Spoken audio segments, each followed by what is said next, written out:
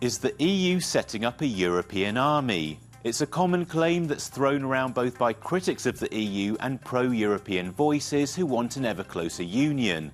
And as the European elections draw near, the topic is doing the rounds even more than usual. theCUBE unpacks the myth.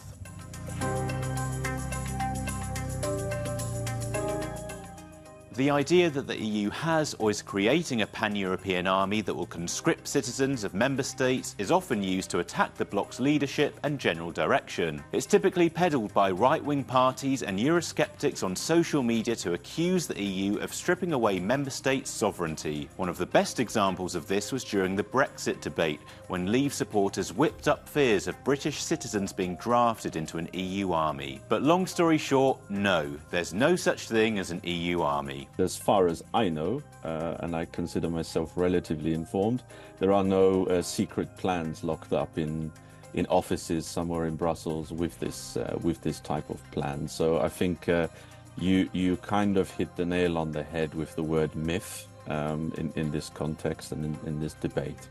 The EU does, of course, have a common security and defence policy, together with a defence agency, but it's far from it being an actual army. You have individual nation states or member states, in the case of the EU, agreeing by treaty to cooperate closely on defence. And what that really means in practice, and we have lots of cases of that, by the way, is that you can deploy force abroad. You have a head of a mission, but that mission is normally made up of individual member states, all collaborating with each other. There are, of course, other European military partnerships and alliances too, most notably NATO. The majority of NATO's member states are also EU members, so rather than integrating their forces under EU mechanisms, further alignment through NATO might be the best way forward for European defence. We should shift our attention to what member states obviously find most important, and that is NATO. So I would say try to align the contributions of the European allies within NATO